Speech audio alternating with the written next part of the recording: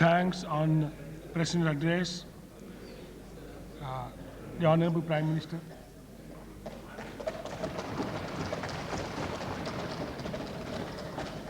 अध्यक्ष महोदय, मुझे खेद है कि जब राष्ट्रपति जी के अभिभाषण पर चर्चा हो रही थी, मैं सदन में उपस्थित नहीं था। मुझे कूटनिरपेक्ष आंदोलन में भाग लेने के लिए कुआलालंपुर जाना था।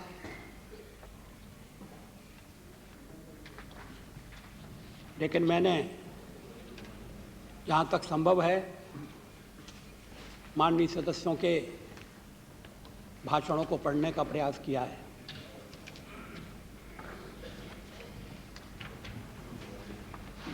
कुल मिलाकर चर्चा अच्छी हुई।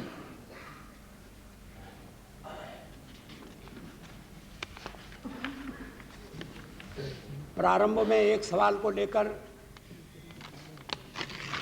इस पर टीका टिप्पणी हुई।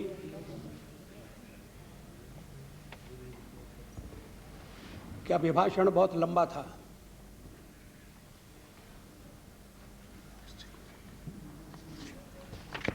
श्री सोमनाथ जी ने कहा कि खाली लंबा नहीं था, उसमें कोई गहराई भी नहीं थी, डेप्थ भी नहीं थी।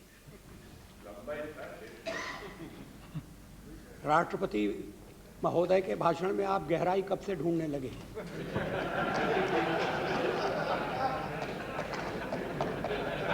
Vajpayee formula not to answer a question.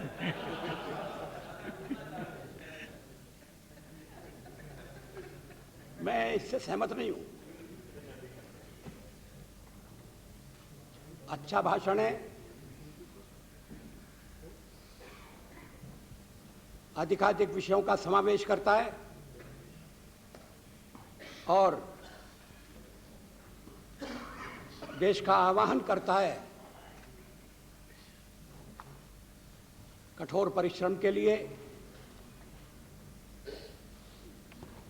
जिससे कि विकास की दर बढ़ाने का जो हमारा राष्ट्रीय लक्ष्य है वो पूरा हो सके।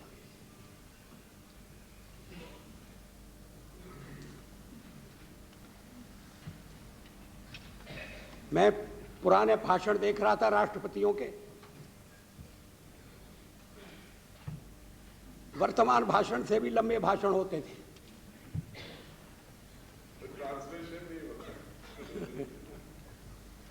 और उन भाषणों को सुनने वाला मैं भी एक था।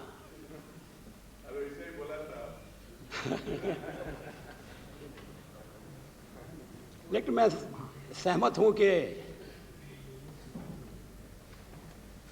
सभी बातों का समावेश होना चाहिए, लेकिन संक्षेप में होना चाहिए। और फिर किसी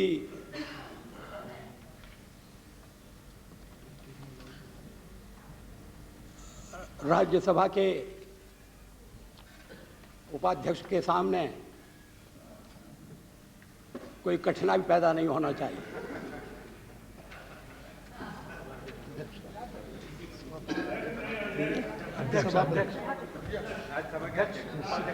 राज्यसभा के अध्यक्ष उपराष्ट्रपति जी की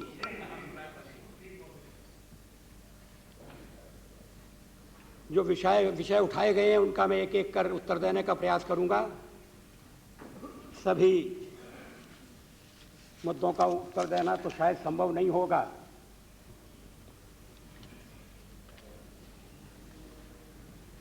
जो देश में सूखा क्षेत्र है उसके बारे में बड़ी चिंता प्रकट की गई है। चिंता स्वाभाविक है। 14 राज्य सूखा से पीड़ित हैं।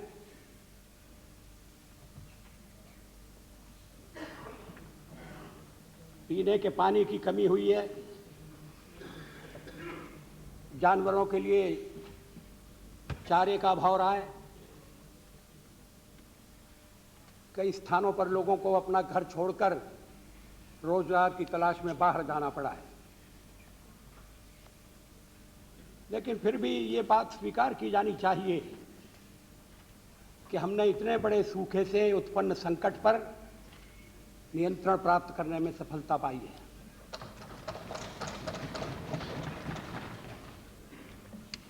कोई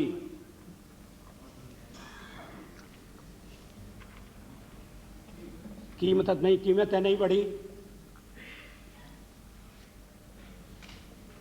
लोगों को अनाज पहुंचाने का पूरा प्रयत्न हुआ। इसके लिए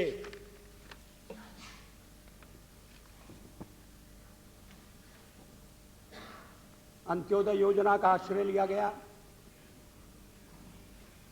अब स्थिति यह है कि गरीबी की रेखा के नीचे रहने वाले लगभग 6 करोड़ परिवारों में से अर्थात लगभग 1.5 करोड़ परिवारों को अब सरकार अंत्योदय योजना के अंतर्गत लाभान्वित करने को कृत संकल्प है।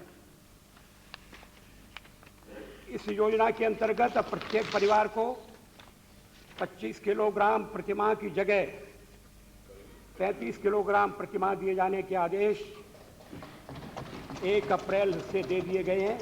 इसकी घोषणा वित्त मंत्री ने अपने भाषण में की थी। 4 करोड़ परिवार क्यों छोड़ दिए? लेकिन जी हाँ, मुझे वो बोलना आसान है नहीं, मगर सोनिया जी ने एक प्रश्न उठाया है और मैं चाहूंगा कि सदन उस पर गंभीरता से विचार करे। जो परिवार में नहीं है और जिनके पास आजीविका के कोई साधन नहीं है, बिखरे हुए हैं, बटे हुए हैं, रोजगार मिलता नहीं है, मिलता है तो उस रोजगार को करने की स्थिति में नहीं है, उनका पेट किस तरह से भरा जाए। जब हम अन्न की सिक्योरिटी की बात करते हैं तो उनका भी विचार होना चाहिए।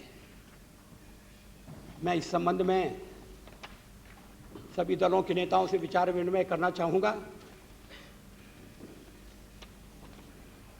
और हम ऐसा रास्ता निकालें कि हमारे पास जो अन्न का भंडार है उसके होते हुए जब लोग भूखे रहने की नौबत आती है तो फिर लगता है कि कहीं ना कहीं हमारे प्रबंध में कमी है।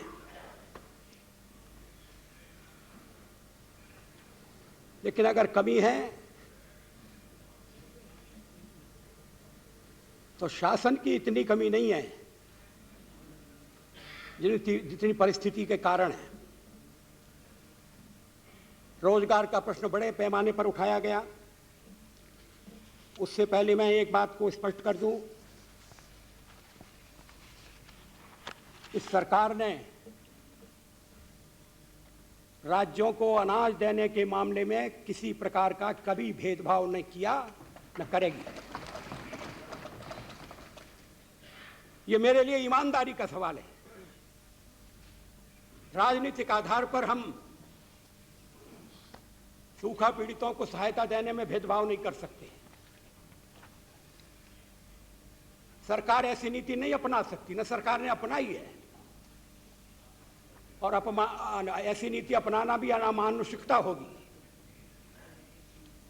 भूखे को भोजन चाहिए, सबका पेट भरे, इस तरह की व्यवस्था हम चाहते हैं। लेकिन आरोप लगते हैं। राजस्थान की बात हुई है, श्रीमती सोनिया गांधी ने राजस्थान के बारे में मुझे पत्र भी लिखा था, मैंने उत्तर दिया उनको। मेरे पास कुछ आंकड़े हैं,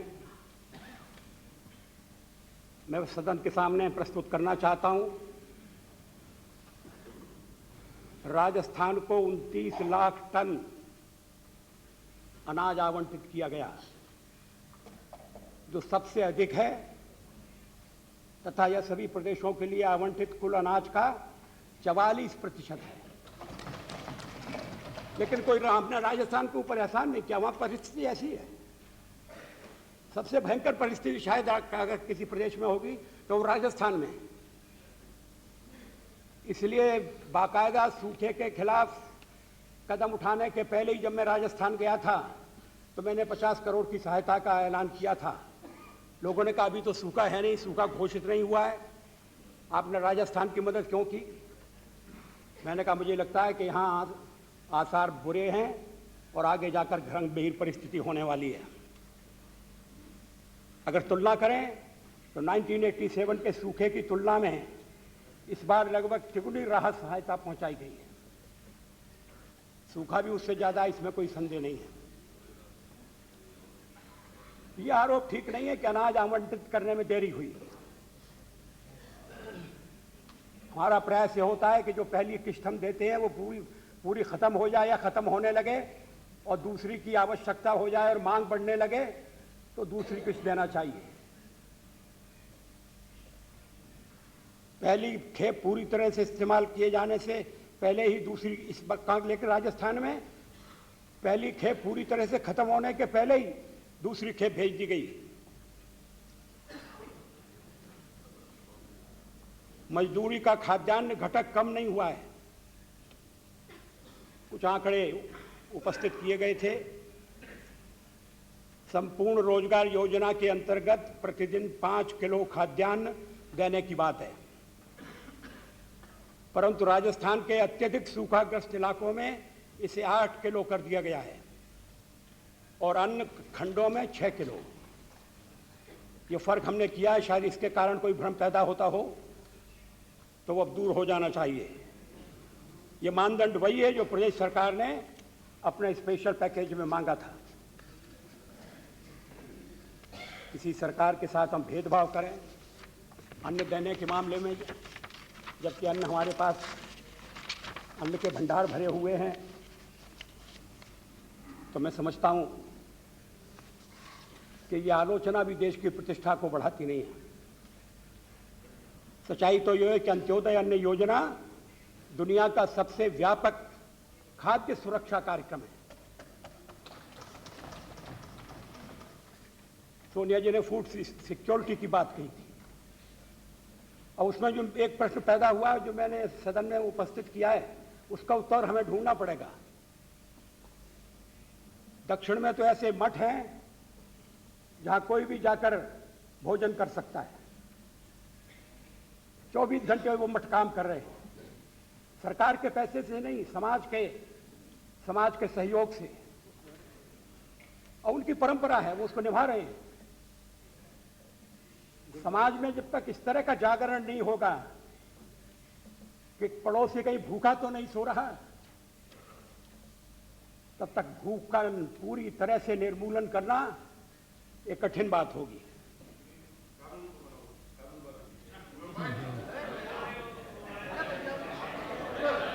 अब जो गरीबी की रेखा के नीचे रहने वाले 1/4 परिवारों को जो अनाज मिलेगा वो 2 रुपया किलो गेहूं और 3 रुपया चावल के आधार पर मुहैया कराया जाएगा। अब फिर मैं वही सवाल को दोहराना नहीं चाहता कि अगर जिनके पास 2 रुपया किलो गेहूं खरीदने और 3 रुपया किलो चावल खरीदने का भी पैसा नहीं है, उनके लिए क्या किया जाए। तो बड़े पैमाने पर काम शुरू किए गए, राज्य सरकारों किए हैं काम के बदले अनाज, और इसमें कई जगह अच्छे काम हुए हैं। मैं आंध्र का उल्लेख करना चाहूंगा, इसलिए नहीं कि वो हमारे गठबंधन में है, और ये गठबंधन केवल बीजेपी का गठबंधन नहीं है। श्रीमती सोनिया गांधी जब हमारा वर्णन करती हैं बीजेपी लेड गवर्नमेंट,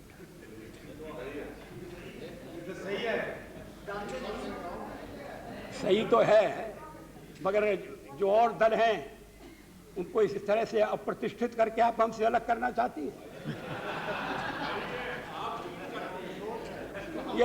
ये जितना सरल ढंग से कह दिया गया है उतना सरल मामला है नहीं। बीजेपी लेड गवर्नमेंट ये मिलीजुली सरकार है, सफलता के साथ चल रही है, अपना समय पूरा कर रही है।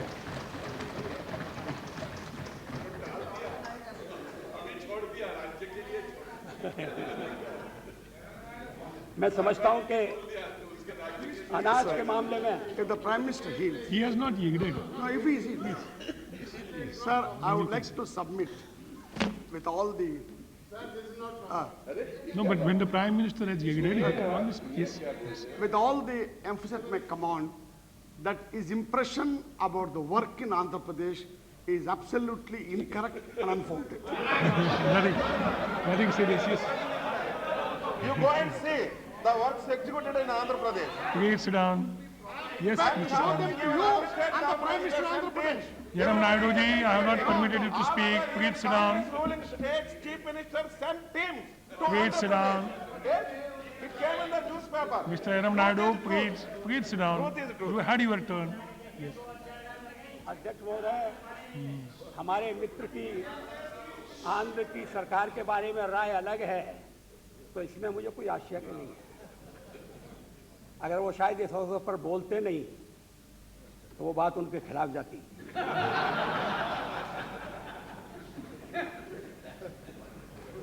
काम के बदले अनाज कार्यक्रमों के लिए संपूर्ण ग्रामीण रोजगार योजना के अंतर्गत 8,000 करोड़ रुपए का अनाज राज्यों को मुफ्त आवंटित किया गया है।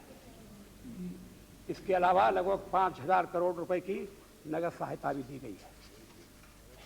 तो सूखे से जो परिस्थिति उत्पन्न हुई है उसका हम सामना कर रहे हैं। सुझाव आमंत्रित हैं। अंत्योदय योजना को सफल बनाने की जिम्मेदारी जनप्रतिनिधियों की भी है। संसद सदस्य अपने क्षेत्र में अगर कभी घूमकर एक नज़र डाल लिया करेंगे कि किस तरह से इस योजना का कार्यान्वयन हो रहा है, तो मैं समझता हूं इससे बड़ा लाभ होगा। अध्यक्ष महोदय, देश की आर्थिक स्थिति बजट के साथ और समीक्षा के रूप में सामने आ गई है। कुछ अच्छे पहलू हैं जिनको ओझल नहीं किया जा सकता। विकास की दर घटी है, ये चिंता का विषय है और हम 8% तक विकास की दर ले जाना चाहते हैं। ये हमारा संकल्प है, लेकिन 2 साल के सूखे के कारण कृषि के क्षेत्र में घाटा हुआ है और जिसका कुल मिलाकर राष्ट्रीय आमदनी पर असर पड़ा है। फिर भी कुछ अच्छे चिन्ह हैं। विदेशी मुद्रा $75 बिलियन हो गई है। 1 मार्च की इकोनॉमिस्ट मैगजीन के अनुसार ये अमेरिका, रूस, फ्रांस और जर्मनी के विदेशी मुद्रा भंडार से भी ज्यादा है। इस साल $25 बिलियन की वृद्धि हुई है, जो लगभग उतनी है जितना 1998 में हमारा कुल विदेशी मुद्रा भंडार था। और स्थिति अच्छी है इसलिए जो कर्जा हमने लिया था, जो हमें बाद में वापस करना था, उसमें से कुछ हम अभी से वापस कर रहे हैं, पहले से वापस कर रहे हैं। ये बताता है कि देश की स्थिति, देश का वातावरण इन्वेस्टमेंट के लिए, पूंजी लगाने के लिए उपयुक्त है। विदेशी इसको स्वीकार कर रहे हैं। अंतर्राष्ट्रीय पूंजी संगठन भी इस बात को मान रहे हैं। और इस समय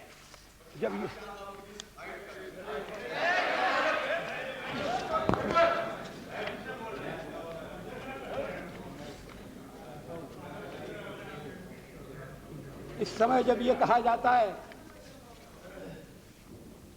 कि पूंजी लगाने में लोग उत्साहित नहीं होंगे क्योंकि पाकिस्तान के साथ हमारा तनाव है और इसके कारण पैसा लगाने में लोग हिचकेंगे। मेरा निवेदन है कि इस तरह की कोई कठिनाई अभी तक सरकार के सामने उपस्थित नहीं हुई है।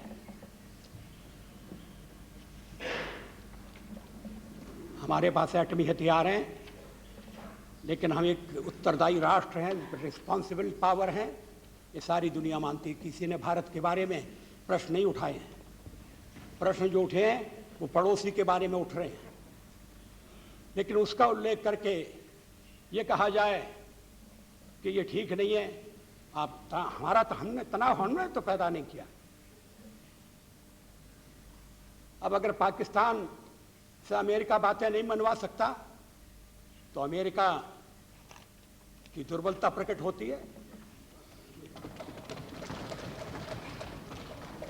अगर हमें दिए गए आश्वासनों का पालन नहीं हो सका तो भविष्य के लिए अपनी नीति का निर्धारण करते हुए हम इस तथ्य को ध्यान में रखेंगे। लेकिन ये सोचना कि हम किसी पर विश्वास न करें, हम लड़ाई टालने के हर विकल्प को अपनाने की कोशिश करते रहे, लेकिन तब अतिरेक हो गया था जब सदन पर हमला हुआ और ऐसा लगा कि देश को इसका प्रतिकार करना होगा। उस समय अंतर्राष्ट्रीय दबाव पड़े पाकिस्तान के ऊपर, हमें भी आश्वासन दिए गए, पाकिस्तान से भी इस तरह के वक्तव्य आए जिनसे लगा कि वह आतंकवाद पर अंकुश लगाएगा और आर पार जो आतंकवाद चल रहा है उसको रोकेगा। वहां से जो तस्वीर आई वो मिली जुली तस्वीर थी। कभी ऐसा लगता था कि आतंकवादी घटनाएं कम हो रही हैं, कभी ऐसा लगता था कि आतंकवादी घटनाएं बढ़ रही हैं, और इसलिए हम सावधान की मुद्रा में थे।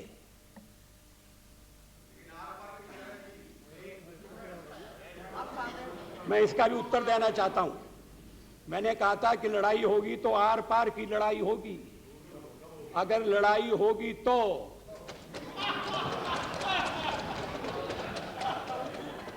और अगर बिना लड़े ही आपने अपना उद्देश्य पूरा कर लिया तो लड़ना कोई जरूरी नहीं है।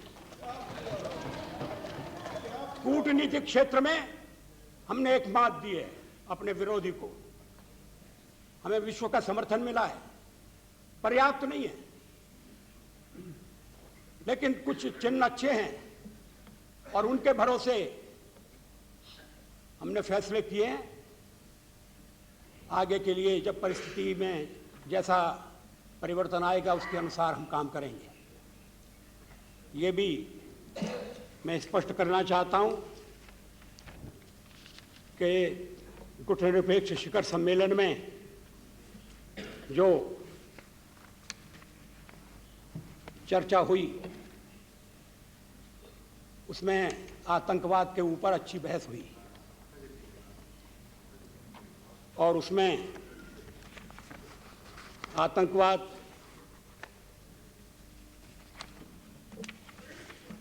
क्या है, कहां से शुरू हुआ है, इस पर बड़े अच्छे भाषण हुए। हमारे देश में भी ये चर्चा का विषय बना हुआ है। हमसे भी पूछा जाता है कि अगर अन्याय हो रहा हो तो क्या आतंकवाद का सहारा लेना ठीक नहीं है? हम कहते हैं कि नहीं, आतंकवाद बुरा है, अपने में बुरा है। किसी भी काम के लिए, ठीक काम के लिए भी उसका सहारा लेना उस काम को भी गलत बनाने वाला है। डॉक्टर महातिर ने वहां जो भाषण दिया, मैं उसका एक अंश यहां पढ़ना चाहता हूं।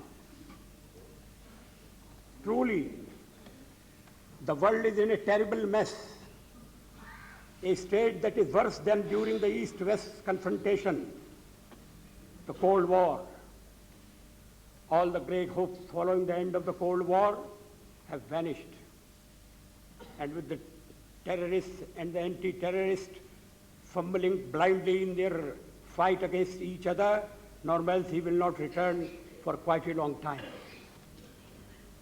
Surely, at some stage, we must ask ourselves why this is happening to the world. Why is there terrorism? Is it true that the Muslims are born terrorists? How do we explain the pogroms, the inquisitions, and the Holocaust which characterized Christian Europe for almost 2,000 years. Christians too were terrorized, not by Muslims, but by fellow Christians who condemned them as heretics. So it cannot be that Muslims are the sole cause of all these problems. If they are not, then is it a clash of civilization, clash of the Muslim civilization against the Judeo-Christian civilization that is responsible? Frankly, I do not think so. I think it is because of the revival of the old European trait of wanting to dominate the world, and the expression of this trials invariably involved injustice and oppression of people of other ethnic or origins and colors. Kuala Lumpur में जो देश एकत्र हुए थे वो आतंकवाद की समस्या से गंभीर रूप से चिंतित थे। इतनी बड़ी संख्या में आना और ज्वलंत प्रश्नों के हल ढूंढने का प्रयास करना, ये इस बात का प्रमाण है कि विश्व युद्ध के कारण जो एक ध्रुवीय विश्व बनने जा रहा है, उसकी जगह और भी ध्रुव उपस्थित हों, तैयार हों, इसका गंभीरता से प्रयास हो रहा है। और मैं समझता हूं कि आतंकवाद इस समय कसौटी है। इराक के संबंध में जो प्रस्ताव पास किया उसको आप देख सकते हैं। ये आशा व्यक्त की गई है कि इराक अपने सारे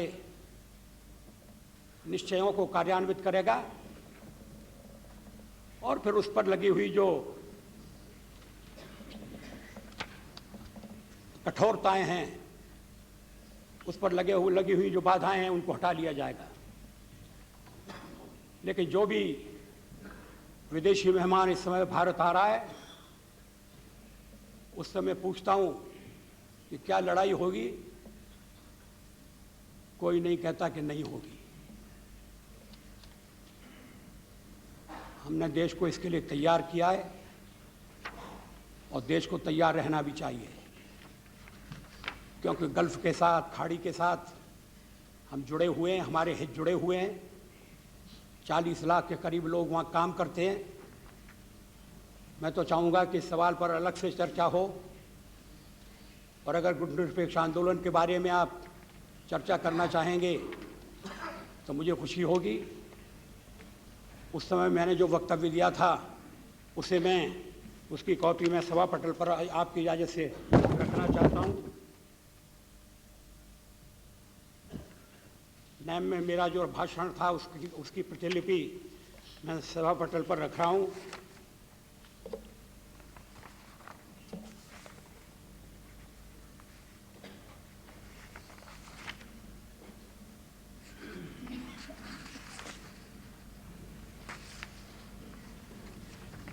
इसके साथ जो प्रस्ताव पास हुआ है उसकी भी प्रतिलिपि मैं सभा पटल पर रख रहा हूँ। मेरे कुआलालंपुर जाने से पहले अनेक मित्रों से विचार विनिमय हुआ था,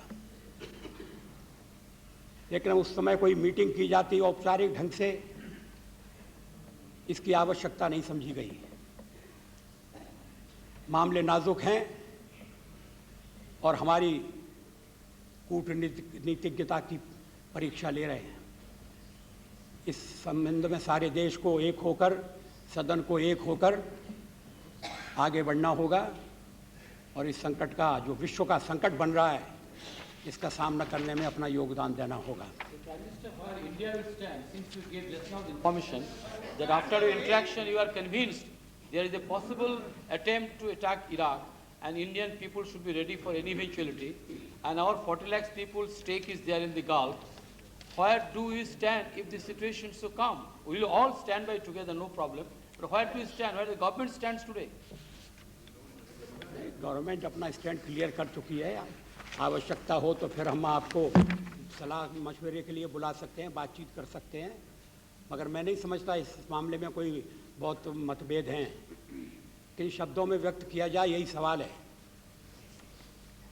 अब कहा जा रहा है कि ये सरकार गुट निरपेक्षता को स्वीकार नहीं करती। ये कैसे जाना? ये निष्कर्ष कैसे निकला? जब मैं ये प्रतिपक्ष में था और यहां से नहीं वहां से बोला करता था, तब भी मैं गुट निरपेक्षता की नीति का समर्थन करता था। ये ठीक है, अब विश्व बदल गया है, शीत युद्ध समाप्त हो गया है। अब दुनिया दो सैनिक खेमों में बटी हुई नहीं है, मगर अब एक देश का प्रभुत्व, अन्य देशों को साथ आकर इसके बारे में गहराई से विचार करना पड़ेगा। Recently, one of the leading newspapers in USA, in its editorial, has said there are two sides. One is Somnath ji, I USA, go to the another is the amendments world now. opinion. These are the two sides, USA and world opinion. Sir, throughout the world, including USA, huge public protests are being made. The definite policy of amongst the other countries, France and Germany, USA is very well known. I mean, USSR, Russia is very well known. They are all opposing these threats to Iraq and the preparations for going to war. What is our stand on this? Don't you hail those protests which are being made all over the country or the world? अध्यक्ष महोदय, श्री सोमनाथ जी और उनकी party के विचारों से हम लोग अवगत हैं, लेकिन वो दूर तक चले जाते हैं, हम उतने दूर तक जाने को तैयार नहीं हैं। हम कोई मध्यम मार्ग खोजते हैं और उसमें से रास्ता निकालते हैं, और ये पुरानी नीति है। आप चर्चा कर लें, नहीं इसका सवाल नहीं है। Forthright, you shall express your views and concerns. अध्यक्ष महोदय, In this situation, you cannot Yes, simply Mr. keep Ji. quiet and maintain a status quo. Please. Voice of 1 billion people. मैं इस पर चर्चा करने के लिए तैयार हूँ। जो बाहर वहाँ लोग हैं, उनको अगर आवश्यकता पड़ी वापस लाने की तो हम उसका इंतजाम करेंगे, उनको खतरे में नहीं पड़ने देंगे। ये आपको आश्वासन देना चाहते हैं। एक सवाल पर काफी बहस हुई है, केवल राष्ट्रपति जी के अभिभाषण को लेकर नहीं, तो सवालों के दौर में भी, और वो है रोजगार की स्थिति। प्लीज सुनिए। कितने रोजगार अब तक सृजित हुए हैं, कितने लोगों को काम मिला है? जब मैंने उस दिन कहा कि मेरी गणना के अनुसार और मेरी जानकारी के अनुसार 70 लाख लोगों को काम मिला है, तो उसको चुनौती दी गई। मैं इस पर बहस करने के लिए तैयार हूं। रोजगार का मतलब सरकारी नौकरी नहीं है, और ये संख्या 70 लाख की संख्या, मैं अगर आप कहें तो एक एक आइटम पढ़कर दिखा सकता हूं कि किस क्षेत्र में कहां लोग काम पर लगे हैं। इसमें सरकार की योजनाएं भी हैं, गैर सरकारी जो विकास हुआ है उसकी भी योजनाएं हैं। लेकिन आपने हर साल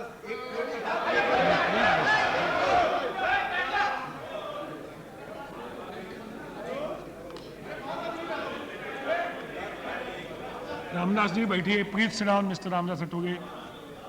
mister Ramdas Athoge, please sit down. 9,60,000 रोजगार के अवसर कंस्ट्रक्शंस में सृजित हुए हैं। व्यापार होटल आदि में 20,30,000,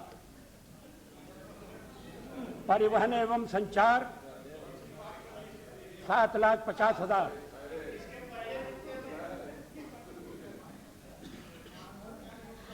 कुछ कमी आई है, मगर उसके बावजूद हमारे पास जो आंकड़े हैं वो इस बात की पुष्टि करते हैं कि 80 लाख के करीब, 70 लाख से ज़्यादा रोजगारों का सृजन हुआ है।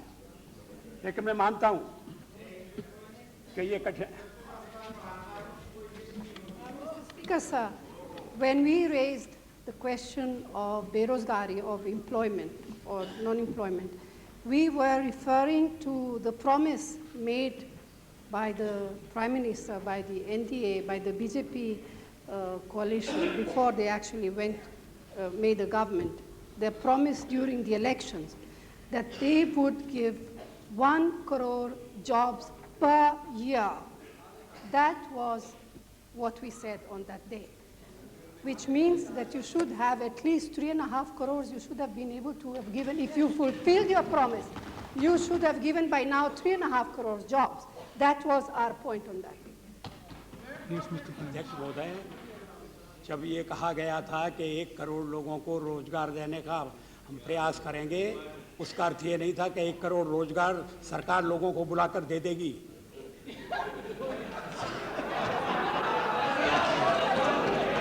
What does it mean? क्या ये मंशा है आप? That is the promise made to the people. अर्थव्यवस्था का विकास, Now listen to the, please listen to the Prime. अर्थव्यवस्था का विकास Wait, सुनिए now. तेजी से करना और When your इस leader ढंग has से put a करना question, let the Prime Minister reply. कि रोजगार के अवसर उपलब्ध हों।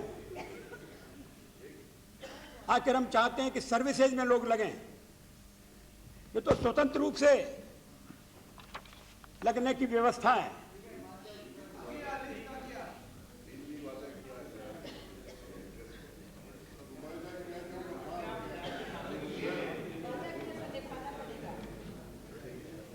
मेरे पास फिर वही आंकड़े आए हैं जो मेरे कथन की पुष्टि करते हैं। The net job creation in 2002-03 is accordingly nearly 84 lakhs. Similarly, last year nearly 79 lakhs jobs were created, and in the year before that more than 73 lakhs jobs were created.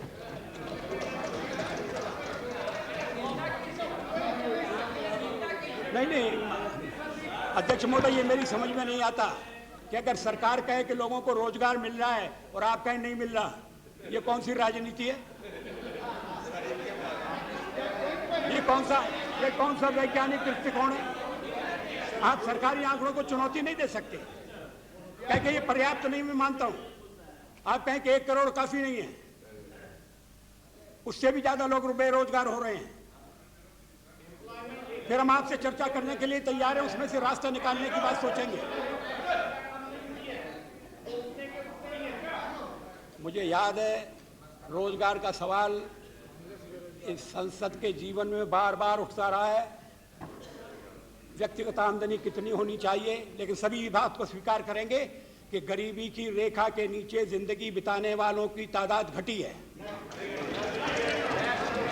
ये सरकारी आंकड़े हैं।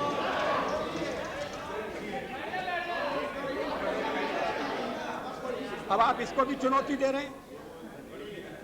आखिर ये जो आंकड़े इकट्ठे करने वाली संस्था है, ये एक स्वतंत्र संस्था है, ये कोई दबाव में आकर काम नहीं करती है।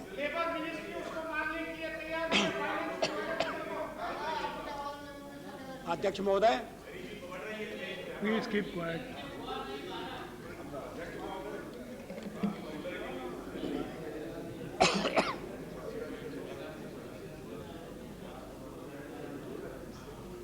अध्यक्ष महोदय, मुझे एक मुद्दा और उठाना है।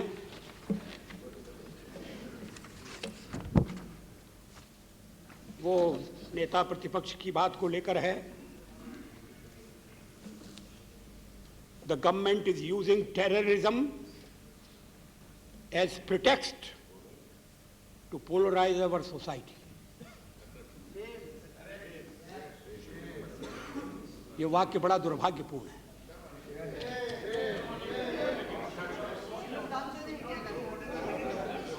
राजनीति करने के 100 रास्ते खुले हुए हैं और अंत में तो जनता फैसला करेगी, जैसा हिमाचल में किया और जैसा उससे पहले गुजरात में किया था।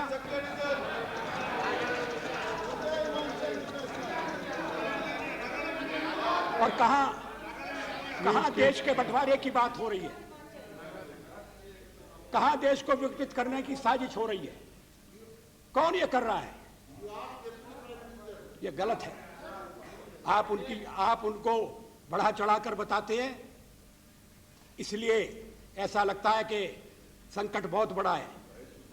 जो भी परिस्थिति हो, सरकार उसका सामना करने में समर्थ है, क्योंकि जनता का सहयोग है। कि कभी भी देश सर्वधर्म समभाव का रास्ता नहीं छोड़ेगा।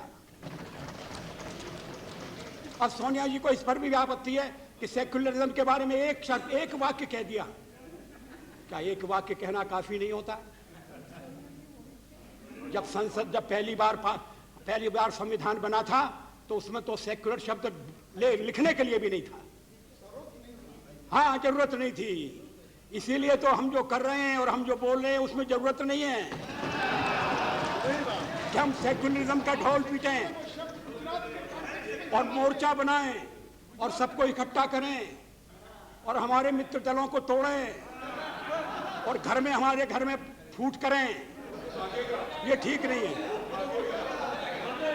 और इसमें आतंकवाद को लाना ठीक नहीं है, क्योंकि ये अंतर्राष्ट्रीय स्थिति में हमारी स्थिति को बिगाड़ेगा।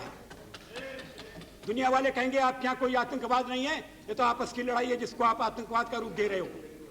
क्या हम चाहते हैं ये कहा जाए?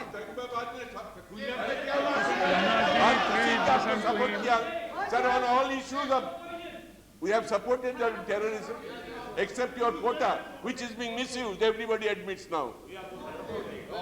Except on quota, we have supported you. Please, he is And not they are saying that Mr. also Somnath same thing Chatterjee, that he we are has saying. not evaded. Please sit down. Please. Mr. मित्रों, अब मैंने रोक दिया, please. अध्यक्ष महोदय, मैं समझता हूं मैंने काफी मुद्दों को स्पर्श किया है और मैं चाहूंगा कि राष्ट्रपति महोदय के लिए हम सब लोगों का धन्यवाद प्रस्ताव सर्वसम्मति से पारित हो। The number of amendments